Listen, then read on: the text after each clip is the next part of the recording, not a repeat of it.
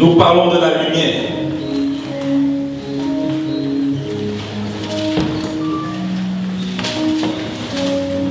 Pour que la lumière brille dans l'église, il faut que chacun apporte d'abord une intimité avec Dieu.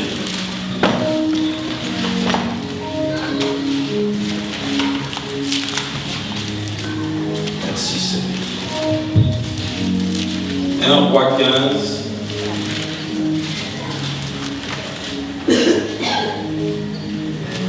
Il est écrit, mais à cause de David, l'Éternel, son Dieu, lui donna une lampe à Jérusalem en établissant son fils après lui et en laissant subsister Jérusalem. À cause de David, remplacé par la cause du Seigneur Jésus. C'est à cause de Jésus que Dieu veut faire briller notre lampe. Si tu n'as pas Jésus dans ta vie, tu ne peux pas être une lumière dans ce monde. Maintenant, je vous ai dit quoi? Venez avec moi, Genèse 9. Nous parlons de la lumière. Laissez-moi rentrer dans un sous-thème que le Seigneur m'a inspiré cette nuit.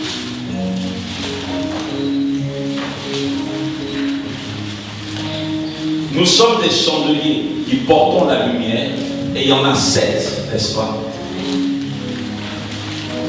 Retenez bien, 7. Jésus apparaît au milieu des 7 chandeliers d'or, c'est-à-dire au milieu des églises. Dans Genèse 9,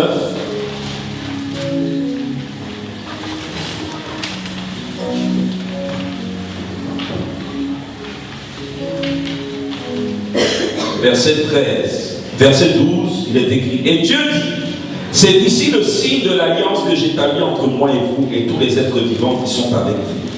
Pour les générations à toujours, j'ai placé mon arc dans la nuque et il servira de signe d'alliance entre moi et la terre. Quand j'aurai rassemblé des nuages au-dessus de la terre, l'arc paraîtra dans la nuque et je me souviendrai de mon alliance entre moi et vous et tous les êtres vivants de toute chair et les eaux ne deviendront plus un déluge pour détruire toute chair. Amen. Nous connaissons cette histoire. Dieu était en colère. Le cœur de l'homme se tournait tous les jours vers la méchanceté.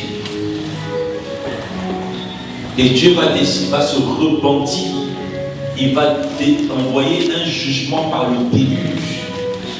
Et il va simplement sauver un homme du nom de Noé avec sa femme, leur fils et leur femme. Et c'est à travers 8 personnes que le Seigneur va repeupler le monde. Et en sortant de l'arche, ce grand bateau que Noé va construire, Dieu va décider qu'à partir de maintenant, il ne va plus jamais frapper le monde comme ça. Quelqu'un dit merci Seigneur. Et il va dire, voici un signe de l'alliance. Je vais mettre un arc-en-ciel. Quand l'arc-en-ciel là va apparaître, ce sera une manière pour moi, Dieu, de me rappeler et de vous rappeler quelque chose. Parce que les gens voient l'arc-en-ciel, la oh, c'est beau, c'est beau. Ça veut dire qu'à un moment, l'arc-en-ciel n'existait pas. Et Dieu va créer l'arc-en-ciel. Ça veut dire que chaque fois qu'un arc-en-ciel apparaît, vous savez ce que ça veut dire? Le péché est trop monté sur la terre. Amen. C'est ce que ça veut dire. Amen. Chaque fois qu'un arc-en-ciel apparaît, c'est que le péché est monté. Dieu met ça pour se rappeler que non, il ne faut pas que je les frappe. Quand tu comprends ça, ça veut dire que parfois, un jour tu peux être saisi par le Seigneur. Là où des gens me disent, oh, qu'est-ce qu'il est beau l'arc-en-ciel, on te voit à côté. Oh Dieu, je te demande pardon pour ma nation, je te demande pardon pour ma famille. C'est ce que ça veut dire. Parce que Dieu est irrité dans son cœur et il se contient.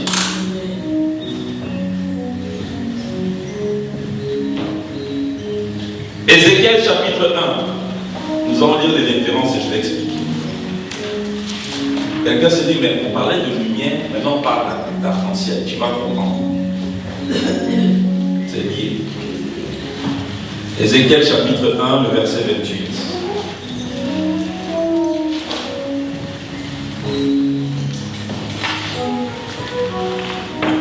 Au verset 26, il est écrit: au-dessus du ciel qui était sur leur tête, il y avait quelque chose de semblable à une pierre de saphir, en forme de trône, et sur cette forme de trône apparaissait comme une figure d'homme placée dessus en haut. Je vis encore comme de l'airain poli comme du feu, au-dedans duquel était cet homme, et qui rayonnait tout autour. Depuis la forme de ses reins jusqu'en haut, et depuis la forme de ses reins jusqu'en bas, je vis comme du feu et comme une lumière éclatante dont il était environné. Tel l'aspect de l'arc qui est dans la nuit en un jour de pluie, ainsi était l'aspect de cette lumière éclatante qui l'entourait. Vous comprenez mieux maintenant? On dit la lumière avait l'aspect d'un arc en ciel.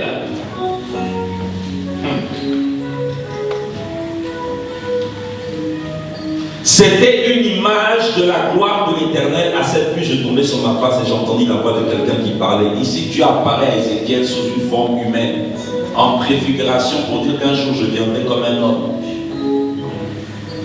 Donc, dans Ézéchiel, en fait, c'est une préfiguration du Seigneur Jésus qui apparaît avec une lumière en arc-en-ciel. Apocalypse 4, le verset 2. Aussitôt je fus ravi en esprit, et voici il y avait un trône dans le ciel, et sur ce trône quelqu'un était assis. Celui qui était assis avait l'aspect d'une pierre de jaspe et de sardoine.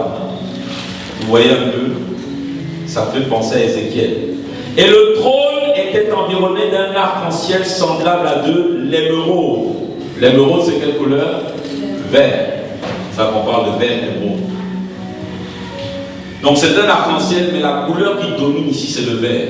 On va vous expliquer pourquoi. Chapitre 10 du livre d'Apocalypse, verset 1. Je vis un autre ange puissant qui descendait du ciel, enveloppé d'une nuée. Au-dessus de sa tête était l'arc-en-ciel et son visage était comme le soleil. Amen. Ok. L'arc-en-ciel, c'est le symbole de quoi? C'est le symbole de la paix chez Dieu. Amen. Parce que Dieu veut frapper le monde, mais Dieu met l'arc-en-ciel pour ne pas frapper le monde. Alléluia. Et vous voyez que cet arc-en-ciel, Ézéchiel va le voir dans une image prophétique du Seigneur Jésus. Et Jean va voir cet arc-en-ciel autour du trône de Dieu. Donc l'arc-en-ciel est un des éléments qui accompagne le trône de Dieu. C'est important. Donc ce n'est pas par hasard que Dieu met l'arc-en-ciel. Dieu va mettre l'arc-en-ciel parce que l'arc-en-ciel, il existe dans le ciel. Alors, où est le rapport entre la lumière et l'arc-en-ciel? Bien aimé, pour avoir l'arc-en-ciel, il nous faut de la lumière.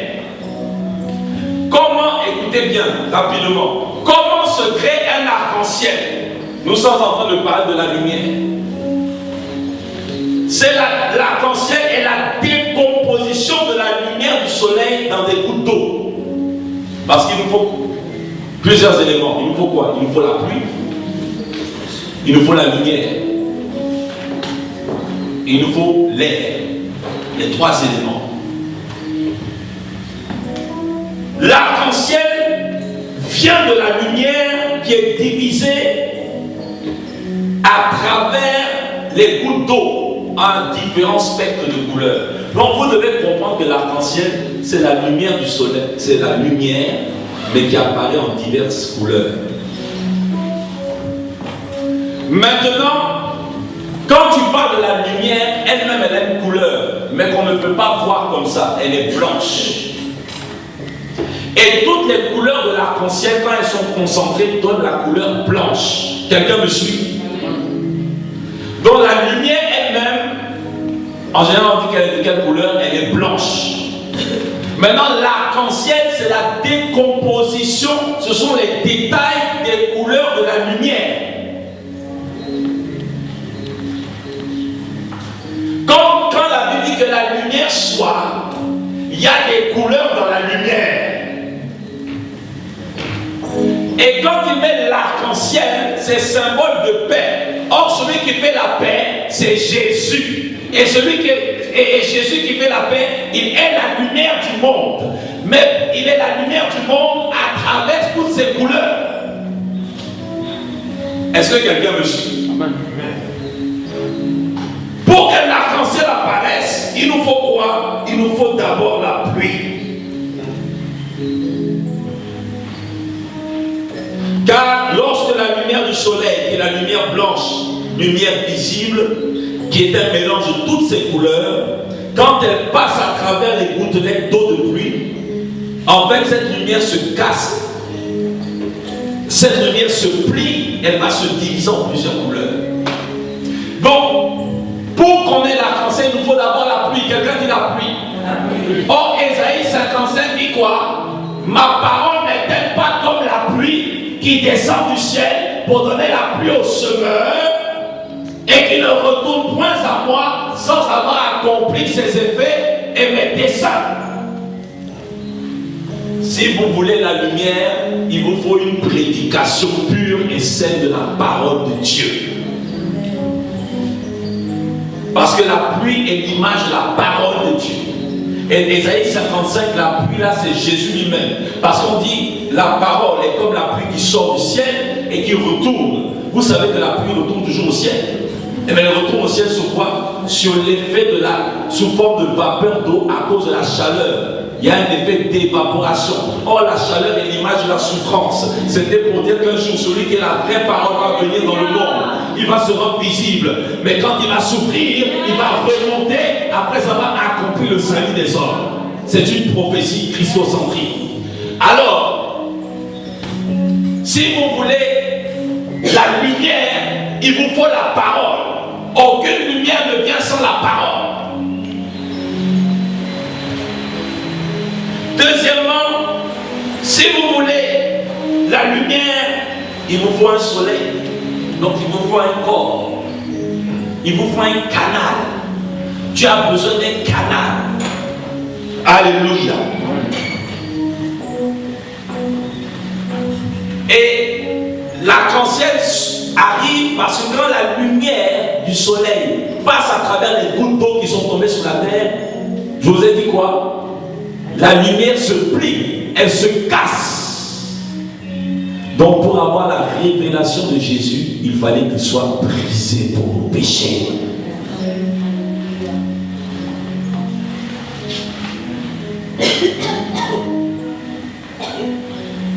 Troisième élément, il faut plusieurs gouttes. 2-3 gouttes, ça ne suffit pas. Il faut vraiment que la terre soit arrosée. Donc ça veut dire que Dieu, c'est sous l'action conjuguée de plusieurs gouttes. Il y a l'unité des gouttes. Vous me suivez? Donc c'est quand les chrétiens sont unis que nous pouvons avoir la révélation des détails de la lumière qui est le Christ. Amen. Parce que mon don n'est pas ton don et ton don n'est pas mon don.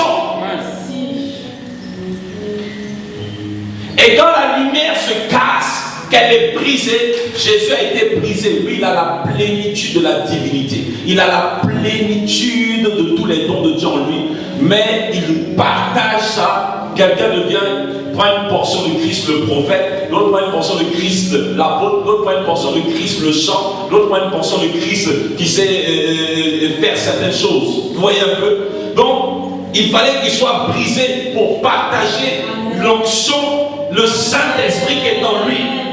Et pour découvrir Christ, même s'il y a un pasteur que tu aimes, que tu l'aimes tellement, il ne peut pas te révéler Christ entièrement.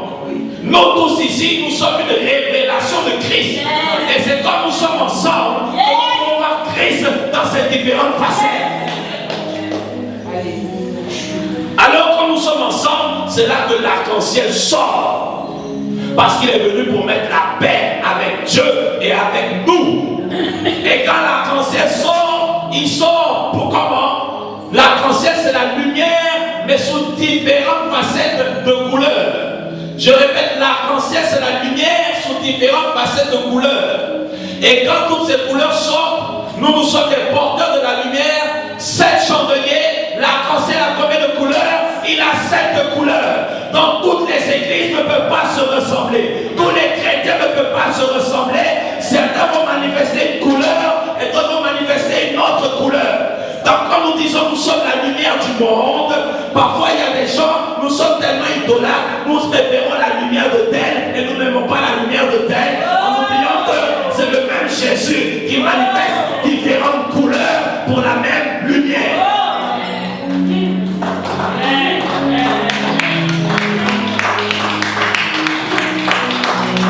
Ça fait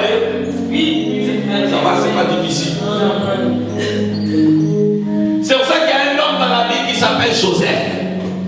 La Bible dit son père l'aimait tellement, c'était le 11e fils, qu'il lui a donné un habit multicolore. Quand on dit multicolore, c'est qu'il y a plein de couleurs. Et Joseph est un des types de Christ les plus profonds. Parce qu'il bénéficiait de l'amour de son père au-dessus des autres. Jésus a reçu un amour particulier au-dessus de tous ceux qui sont venus en chair. Joseph a été trahi par ses frères comme Jésus a été trahi par les siens. Comme Judas a trahi. Comme les apôtres l'ont abandonné. Il n'y a pas que Judas, ils l'ont tous abandonné. Il n'y a que Jean qui l'a suivi. C'est pour ça que comme il a suivi jusqu'à la croix, il a reçu la dernière révélation. Ton niveau d'élévation, ton niveau de révélation va dépendre de ton niveau aussi de souffrance et d'épreuve jusqu'où tu as suivi le Seigneur. Parce que Jean a mis sa vie gravement en danger à ce moment-là. À n'importe quel moment, on pouvait le tuer. C'est pas pour rien qu'il a reçu l'Apocalypse. Dieu là, il nous aime tous, mais il est juste. Même dans les récompenses, il ne va pas tous nous donner par les mêmes. Si quelqu'un se sanctifie plus que l'autre, là, Dieu, il n'est pas idiot. Alléluia. Alléluia.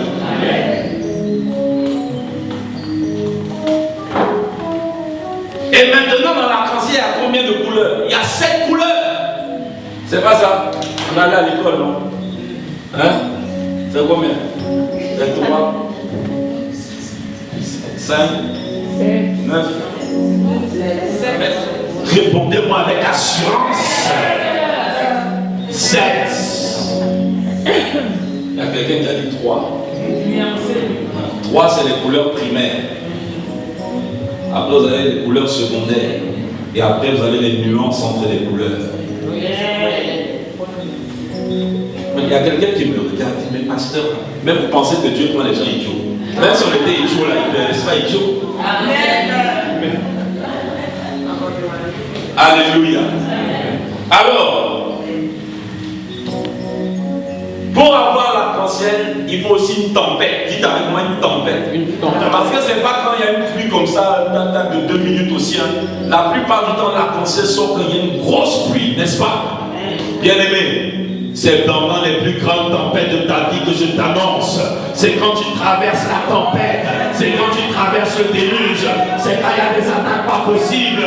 Ne te décourage pas. Ne commence pas à dire la vie est finie, la vie est foutue. Il y a des choses que Dieu permet que tu traverses. Il y a des choses que Dieu permet que tu vives. Parce que tu dois être témoin d'un arc-en-ciel. Il y a des couleurs qui vont sortir.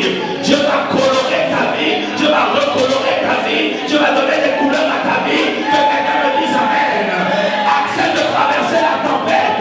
Il y a quelqu'un un jour qui a dit j'étais dans la tempête. Et une fois est venu me dire tu vas mourir dans la tempête. Et je me suis retourné, j'ai dit à cette fois je suis la tempête. Quelqu'un dit avec moi je suis la tempête.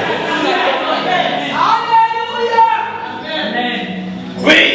Si le diable vient parler pour de la tempête, va te tuer, tu vas dire c'est moi la vraie tempête. Amen. Celui qui est en moi est la tempête des tempêtes. Il est la tornade des tornades. Le tourbillon des tourbillons. Même si on t'a mis dans un trou, la main de Dieu va aller te chercher là-bas. Accepte la tempête. C'est après la pluie que vient le beau temps. Accepte la tempête. Pendant la tempête, il y a les nuages qui empêchent le soleil de passer. Mais Dieu va écarter les nuages au-dessus des nuages. Et n'oublie jamais que les nuages n'empêchent jamais le soleil de briller. Pendant que les nuages sont là, continue de prier dans la lumière.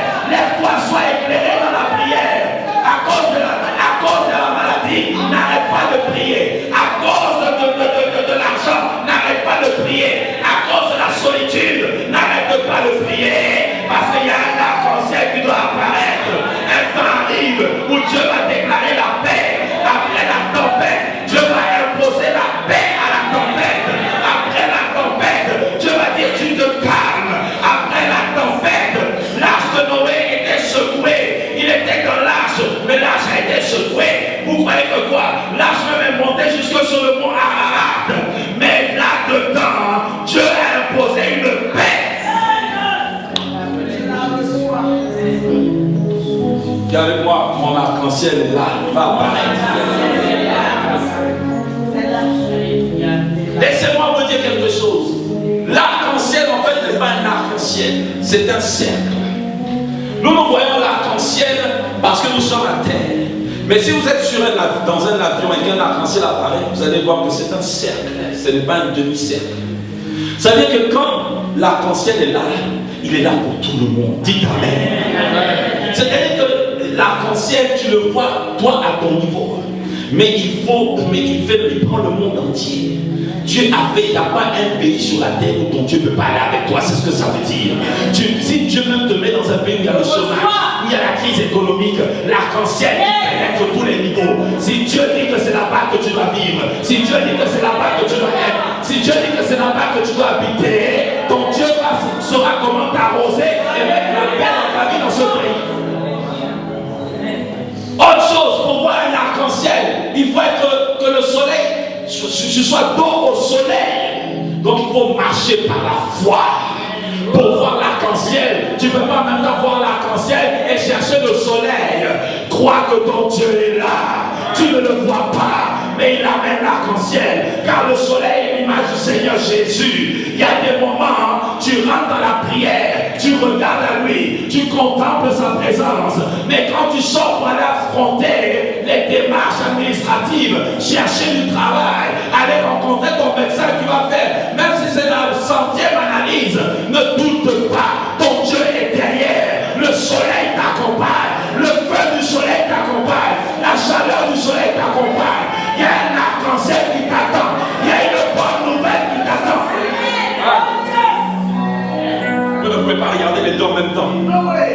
Quand tu sors là, tu as invoqué ton Dieu. Même en le parlant en langue là, reste tranquille. Dans ton cœur seulement dit Seigneur Jésus, agis, j'ai confiance.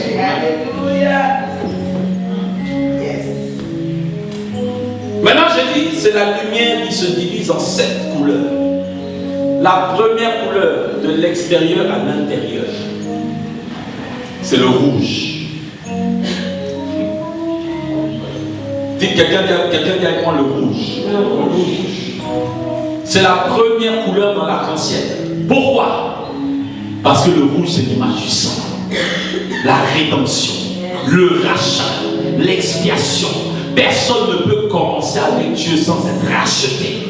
Personne ne peut commencer avec Dieu. C'est pour ça que je vous parle ce matin, pas de nous la lumière, mais de lui qui est la lumière. Et cette lumière qui se déploie à travers un arc-en-ciel, à travers nous, qui sommes différentes couleurs. La première chose, c'est le rouge. Jésus est le Rédempteur. C'est ce que ça veut dire. La lumière du monde vient nous sauver en versant son sang. C'est-à-dire Dieu déclare déjà, dès le premier jour, dès la première couleur, que la lumière qui va venir dans les ténèbres va se sacrifier pour les hommes. Quelqu'un me suit? Sans effusion de sang, il n'y a point de pardon pour les péchés. Le sang nous protège. Le sang est notre signe. La deuxième couleur, c'est le orange. Alléluia. Alléluia. Alléluia. Le orange. Proverbe 25, verset 11. La Bible nous parle de pommes d'or. Les pommes d'or là-bas, certains disent que c'est des oranges en réalité. Le fruit, l'oranger. C'est ça qu'on les appelle des pommes d'or. Or, le fruit, dans la parole de Dieu, quand Dieu vous rachète par le sang de Jésus, qu'est-ce qu'il fait? Il met son esprit en vous afin que vous portiez le fruit de l'Esprit Saint. Dans le rouge représente Christ le Rédempteur, le orange présente le Christ dans sa nature d'amour, de patience, de paix, de bonté, de bienveillance. Tout ça pour toi.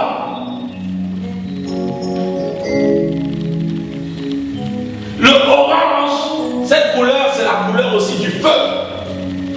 Parce que l'Esprit de Dieu, il vient après avoir été racheté, il met en vous le caractère, il vous remplit, il vous revêt de puissance, le feu de sa gloire, le feu de son pouvoir.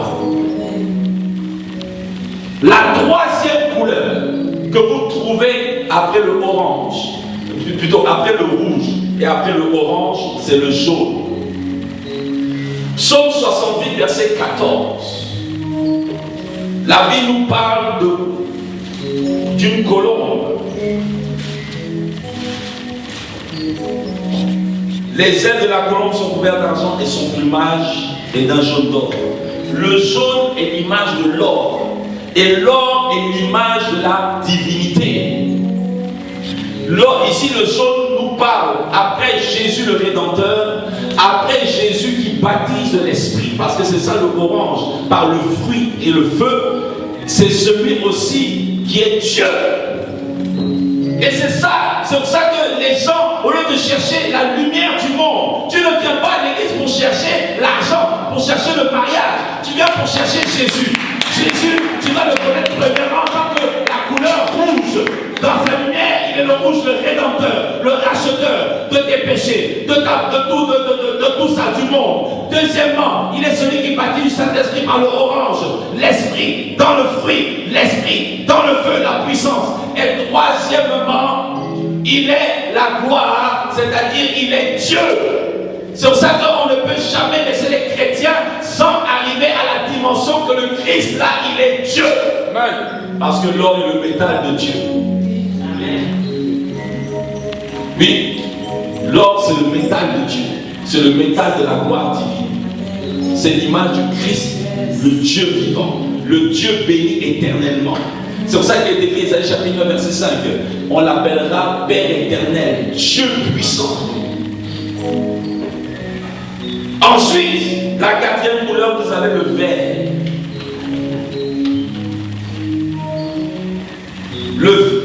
Et regardez, c'est la troisième couleur. Or, la résurrection, c'est la déclaration de la divinité de Christ. Quand vous lisez les Écritures de Paul, le Messie a été déclaré Fils de Dieu, donc de nature divine. Dieu égal à Dieu par sa résurrection. C'est pour ça que c'est en troisième couleur. Parce que la résurrection de Jésus, c'est le symbole de sa divinité, car il a été ressuscité par personne. Il a donné sa vie, il a récupéré sa vie, contrairement à tous les autres ressuscités. C'est lui qui l'a dit, j'ai le pouvoir de donner ma vie et j'ai le pouvoir de reprendre sa vie. Donc ça, c'est pas une résurrection comme les autres. Alléluia. La quatrième couleur, c'est le vert. Gloire à Dieu.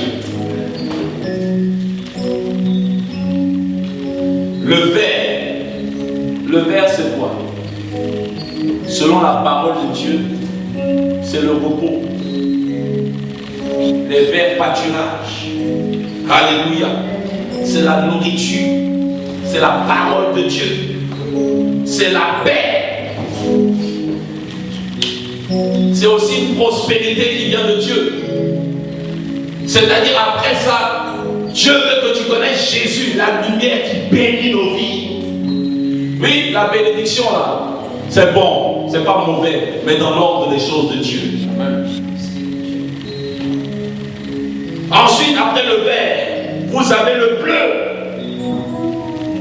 Donc vous comprenez que quand on dit il est la lumière du monde, c'est plus profond que ce qu'on pense. Parce que dans le spectre qui est visible à l'œil nu là, ce sont ces couleurs que nous voyons. Or ces couleurs-là, c'est la lumière qui est là.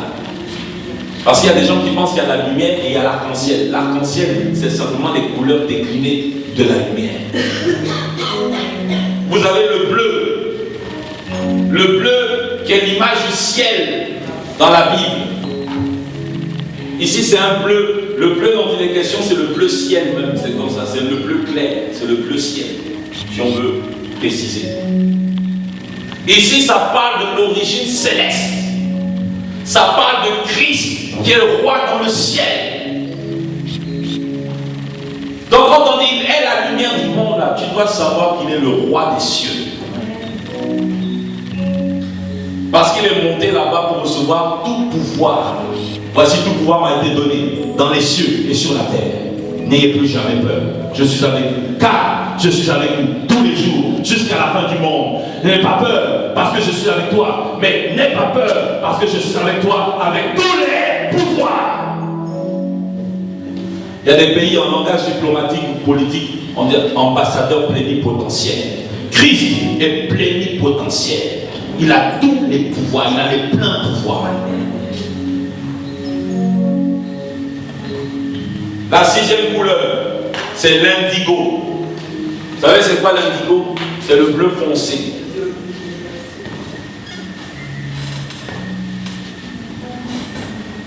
Et ça vient d'un arbre, l'indigotier. On l'utilise même pour la guérison. C'est un des arbres qu'on utilise pour des huiles essentielles, pour guérir. Quand tu connais tout ça, là tu connaîtras Christ le guérisseur. Vous comprenez pourquoi là nous tuons parfois dans des délivrances. Nous cherchons à connaître ça, connaître ça, connaître ci, connaître ça. Cherche à connaître la lumière. Plus tu le connaîtras, plus tes ennemis le connaîtront. Plus tu le connaîtras, plus il va enrichir en toi. Plus tu connais Jésus, moins tu trembles. Plus tu le connais, il y a des jours même les sorciers sur lesquels que tu allumes déjà parce que tu as l'autorité. Il y a des moments où tu les allumes, tu te lèves, il y a des jours où tu vas te lever comme ça. Ce n'est que toi.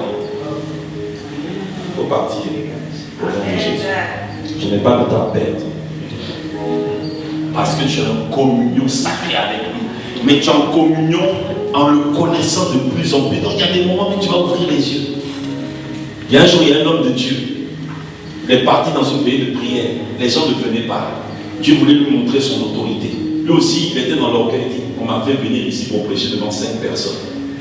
Donc il a fait croire aux gens qui partaient se reposer, qu'il a oublié quelque chose à la tête, il revient. Tu parles, il partait pour dormir. Il est dans la chambre. Il entend. Il dit c'est quoi ça? Il allume. La chambre est remplie d'abeilles partout, alors que les fenêtres étaient fermées, portes fermées. Il dit une armée d'abeilles. Il dit, franchement, là j'ai invoqué le nom du Seigneur avec la peur. Les sorciers, il ne sait pas si c'est les sorciers qui sont transformés en abeilles ou si c'est les sorciers qui ont donné aux abeilles d'apparaître ici. Et il dit, sortez au nom de Jésus. Ça c'était dans la panique. Hein. Il dit, la fenêtre s'est ouverte seule. Et ils sont tous sortis comme ça.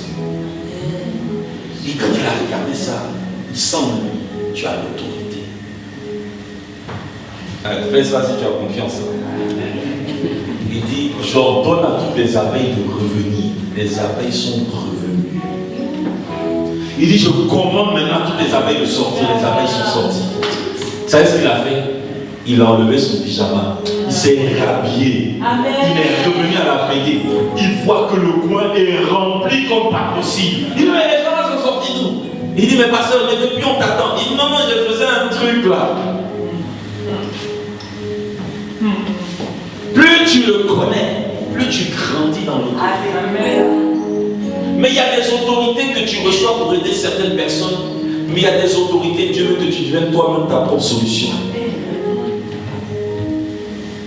Oui, il y a des moments là, toi-même tu dois t'imposer la main.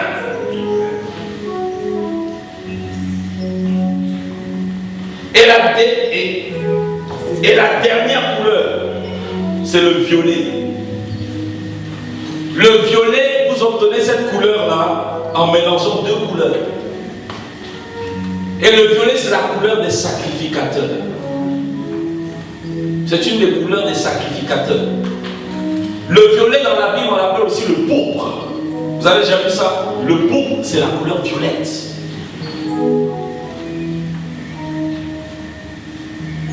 Et le pourpre ou le violet, vous l'obtenez en mélangeant le rouge et le bleu.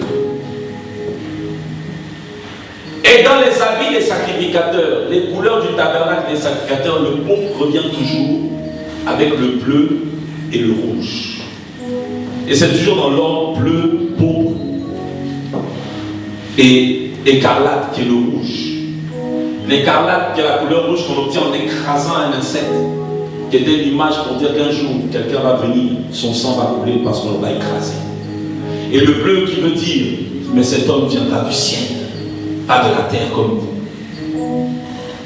Mais en venant du ciel, il viendra avec le bleu. Et en se sacrifiant pour vous, il viendra avec le rouge, son sang. Et en mélangeant les deux, il obtiendra le beau, le violet, qui est la couleur des sacrificateurs royaux. C'est pour ça que Jésus est monté. Et actuellement, quelle est la dimension dans laquelle Jésus est? Il est le souverain sacrificateur, l'intercesseur et l'intermédiaire par qui toutes nos prières passent. Et c'est pour ça qu'en son nom, aucune prière n'est refusée par Dieu. Tout ce que tu demandes au Père, le Père dit je suis OK avec ça. Mais est-ce que toi-même faut arrêter de douter? Donc quand on dit il est la lumière du monde, il est tout ça. Il est le rouge, il est le orange, il est le violet. Sans l'appeler ça évangile dans la... Vous avez oublié, dans la création. Quelqu'un peut acclamer la parole de Dieu.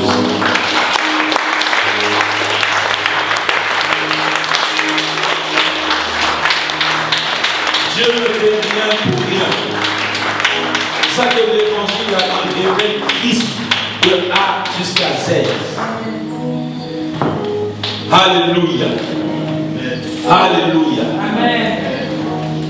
Et c'est pour ça que Jésus, il a sa tunique multicolore comme de lumière, comme Joseph. C'est lui le vrai Joseph.